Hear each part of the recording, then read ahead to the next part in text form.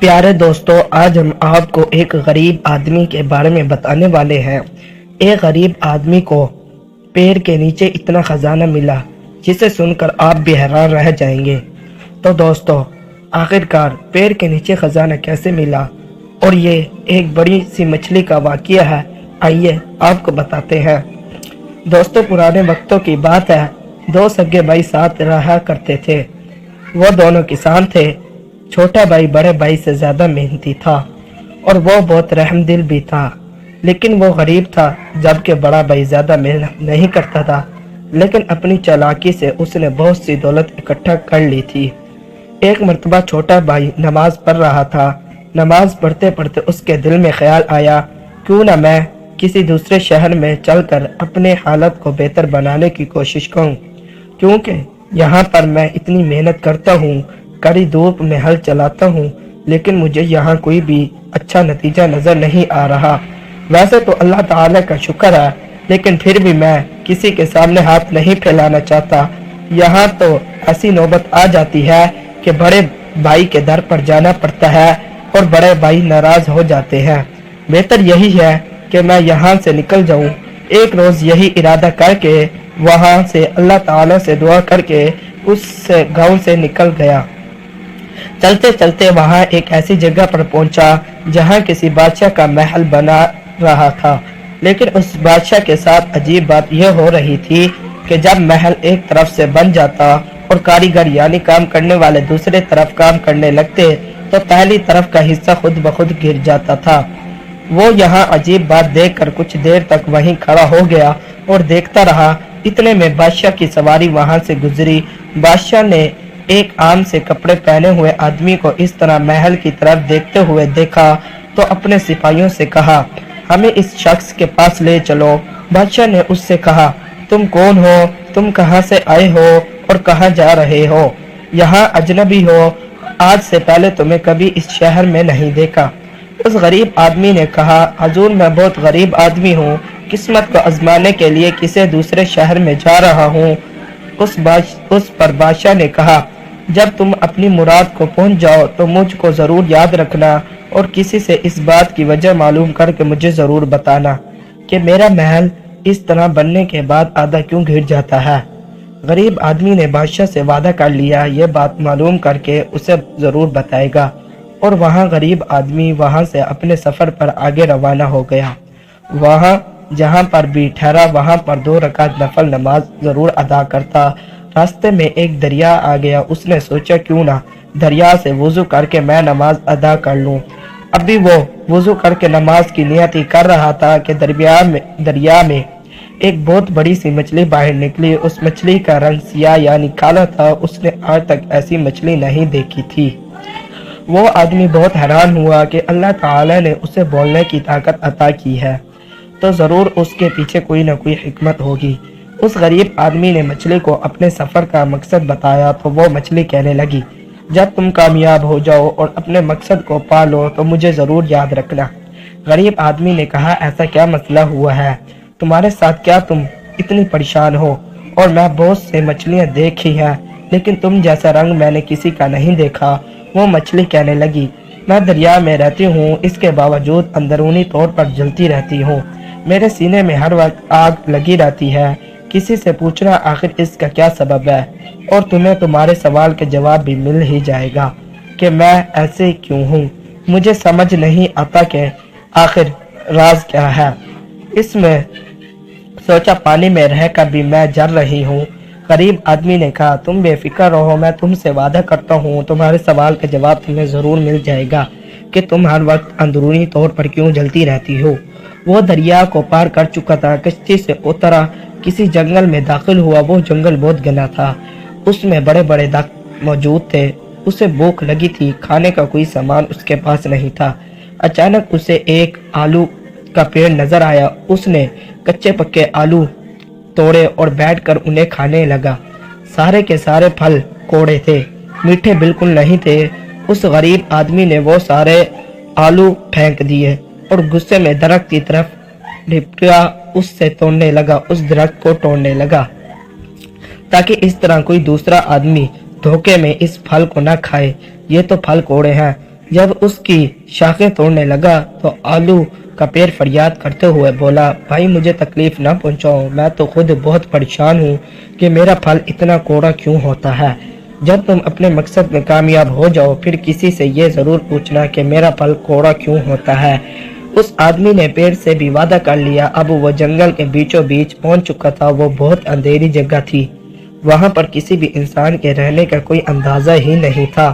کوئی انسان بھول سے بھی اگر وہاں قدم رکھ دیتا تو کوئی نہ کوئی درندہ اسے کھا جاتا، اسے اپنا نوالا بنا لیتا۔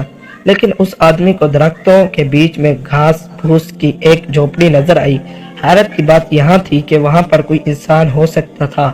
وہاں وہ تھک چکا تھا اور بہادری بھی تھا کہ اگر کوئی درندہ جانور اس کے پاس آتا تو وہ اس کا مقابلہ کر سکتا تھا۔ اس جھونپڑی میں داخل ہو جاتا ہوں، تھوڑی دیر سو جاتا ہوں، پھر آگے سفر شروع کروں گا۔ جب وہ جھونپڑی کے اندر داخل ہوا اس نے دیکھا کہ وہاں پر ایک بہت برا فقیر گہری نیند میں سو رہا ہے، اس انداز میں کہ اللہ تعالیٰ کا ذکر بھی کر رہا ہے اور سو رہا بھی ہے۔ نہ جانے وہاں کس دنیا میں تھا وہ آدمی۔ غریب آدمی نے فقیر کو ہلانے اور جگانے کی کوشش کی لیکن وہ اتنی گہری نیند میں تھا کہ اس کے ہلانے کے باوجود بھی وہ نہیں اٹھا۔ اس نے سوچا ان کی نیند خراب نہیں کروں گا، میں قریب ہی آرام کر لیتا ہوں، جب یہاں اٹھیں گے تو میں ان کو بتا دوں گا کہ میں یہاں پر کیوں آیا ہوں۔ کم سے کم ان کا نقصان پہنچانے تو نہیں آیا۔ وہ قریب جا کر لیٹ گیا لیکن ابھی لیٹتے ہوئے اتنی دیر نہیں ہوئی تھی کہ اس کی جھونپڑی کے باہر عجیب سی آواز محسوس ہوئی۔ ایسا لگ رہا تھا کوئی زمین پر رینگ کر چل رہا ہے۔ وہ جنگل میں رہنے والا ایک بہت بڑا خونی اعضا تھا، یعنی وہ بہت بڑا سانپ تھا۔ اب وہاں آدمی باہر کی طرف جا ہی رہا تھا کہ اس کا سر کسی چیز سے ٹکرایا۔ وہ ایک بہت بڑی سونے کی تلوار تھی۔ اس نے اس تلوار کو اٹھایا اور باہر آ کر اس سانپ کا مقابلہ کرنے کے لیے تیار ہو گیا۔ اس سے پہلے کہ اس پر حملہ کرتا اس نے اس پر حملہ کر دیا اور تلوار سے اس کے ٹکڑے ٹکڑے کر دیے۔ اس کو مار کر فتح یابی کے ساتھ جھونپڑی کے اندر واپس آیا تو دیکھا فقیر جو ابھی کچھ دیر پہلے سو رہا تھا اب وہ جاگ گیا ہے۔ فقیر نے اس کے آنے کا مقصد پوچھا، بیٹا تم کون ہو، کہاں سے آئے ہو؟ اس نے کہا، آپ کی جھونپڑی میں کچھ دیر آرام کرنے کے لیے آیا تھا مگر میری وجہ سے آپ کی نیند میں خلل پیدا ہوئی ہو تو میں معذرت چاہتا ہوں۔ آپ کی اجازت کے بغیر میں آپ کی جھونپڑی میں آ گیا تھا، اب میں چلتا ہوں۔ اس فقیر نے کہا، بیٹا تمہاری وجہ سے نیند خراب نہیں ہوئی بلکہ تمہاری وجہ سے ہم گہری نیند سے جاگے ہیں۔ اس کا راز یہ ہے کہ ہم 12 سال تک سوتے رہتے ہیں اور 12 سال تک جاگتے رہتے ہیں۔ تم نے آج وہ کارنامہ انجام دے دیا ہے جسے کوئی بھی انسان آج تک نہیں کر سکا۔ تم نے ہماری تلوار سے سانپ کو مار دیا جس نے آج تک نہ جانے کتنے آدمی زندہ نگل لیے۔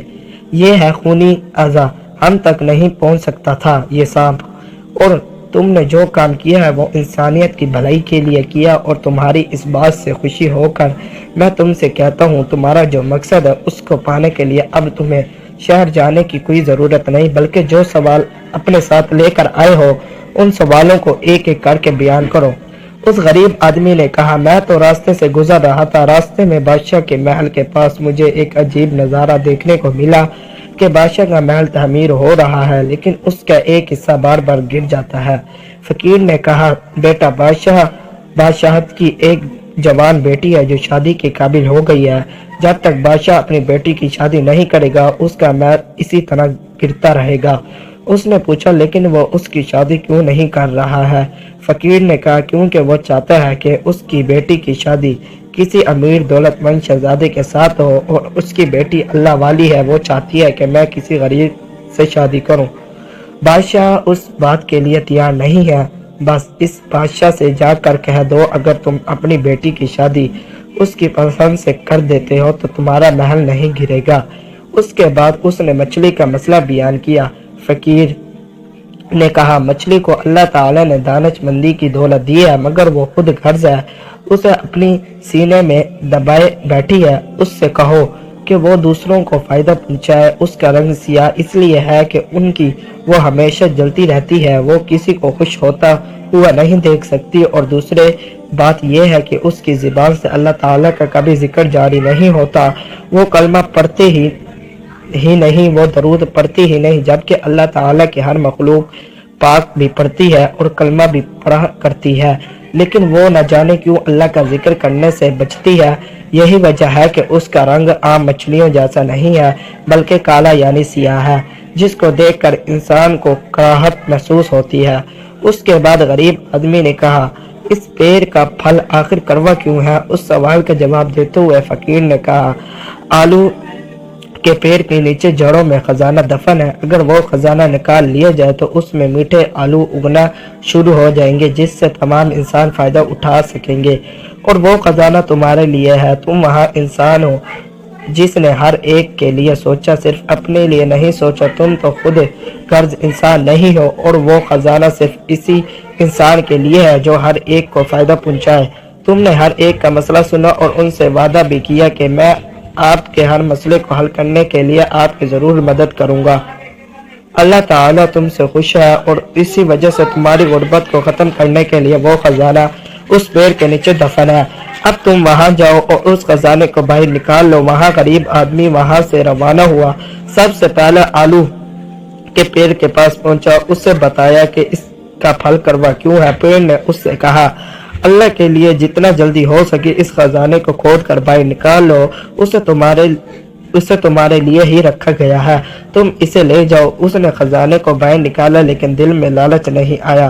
پھر وہ اس مچھلی کے پاس گیا اور اسے بتایا کہ وہ ہر وقت اندرونی طور پر کیوں جلتی رہتی ہے۔ دراصل اس کے دل میں کسی کے لیے ہمدردی نہیں ہے اور وہ اللہ تعالیٰ کا ذکر نہیں کرتی۔ ہر وقت اللہ تعالیٰ کی حمد و ثنا بیان کرتی رہو، ہر ایک کو فائدہ دو، انشاءاللہ تم ایسی ہو جاؤ گی کہ ہر کوئی تمہیں دیکھ کر رس کرے گا۔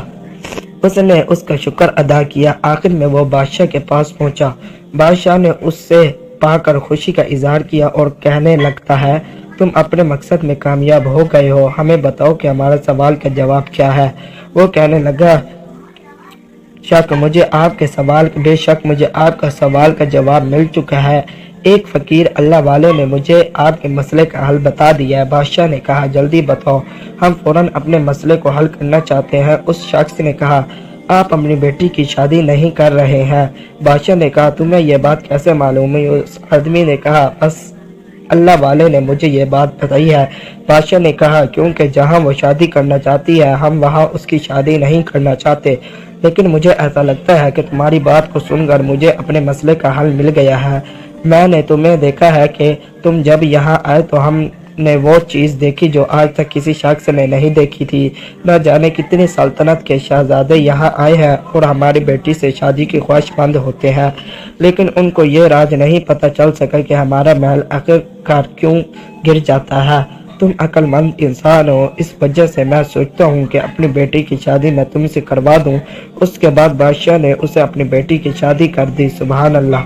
دوستو، آج کی اس کہانی سے یہ معلوم ہوا کہ ہمیں بھی اللہ کی تمام مخلوق کی مدد کرنی چاہیے، وہ چرندہ درندہ ہو چاہے وہ انسان ہو، جو بھی ضرورت مند ہو، ہمیں ہر ضرورت مند کی ضرورت کو پورا کرنا چاہیے، ہمیشہ کوشش کرنی چاہیے، اس سے اللہ راضی ہوتا ہے، بگڑیاں بنتی ہے اور اللہ رزق میں برکت عطا فرماتا ہے۔